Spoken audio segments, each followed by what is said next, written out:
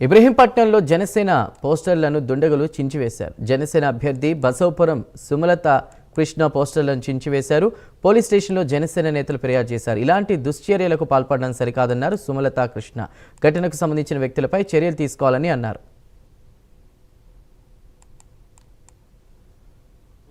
నమస్కారం తెలియజేస్తూ, నా పేరు బసవపురం కృష్ణ.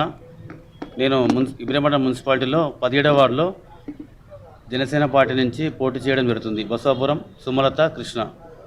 మా గెలుపు తట్టుకోలేక మా ఫ్లెక్సీలు, మా బ్యానర్లు వేరే వాళ్ళు చింపేయడం జరుగుతున్నది. ఇది ఏమంటామంటే గెలుపుకోవటం అనేది కామన్, కానీ ఫ్లెక్సీలు చింపుకుంటే బాగుండదు.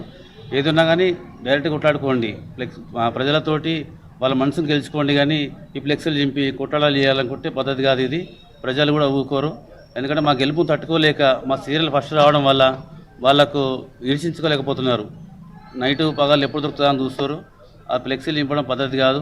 ఈ విషయాన్ని కంప్లైంట్ చేయడం జరిగింది. సిఎస్ఆర్ కూడా తెలియడం జరిగింది. ఎవరైతే చింపారో వాళ్ళపై చట్టపరంగా చర్యలు తీసుకోవాలని కోరుకోవడం జరిగినది.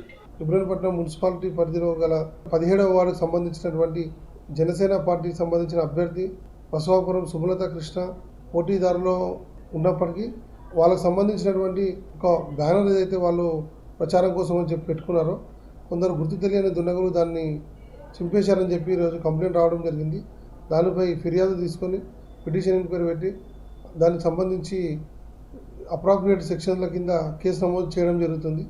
ముఖ్యంగా ఈ ఇబ్రహీంపట్నం మున్సిపాలిటీకి సంబంధించినటువంటి అభ్యర్థులందరికీ కూడా మేము పోలీసు వాళ్ళము గతంలోనే నోటీసులు ఇవ్వడం జరిగింది, అరెస్ట్ చేస్తూ ఉన్నాం. మీ పార్టీకి సంబంధించినంత వరకు, మీకు సంబంధించిన వరకు ప్రచారము మీరు చేసుకోవచ్చు, కానీ వేరే పార్టీలకు సంబంధించి అభ్యర్థులని కించపరిచే విధంగా కావచ్చు, ఇలాంటి కొన్ని తుంటరి చర్యల వల్ల ల్యాండ్ ఆర్డర్ ప్రాబ్లం అయ్యే విధంగా ఉంది. కాబట్టి ల్యాండ్ ఆర్డర్ని కాపాడడంలో పోలీసు వాళ్ళు చట్టరీత్యా చర్యలు తీసుకోబడతాయి. ఖచ్చితంగా ఈ బ్యానర్ ఎవరైతే చింపడం జరిగిందో వారిని ఐడెంటిఫై చేస్తాం. వాళ్ళు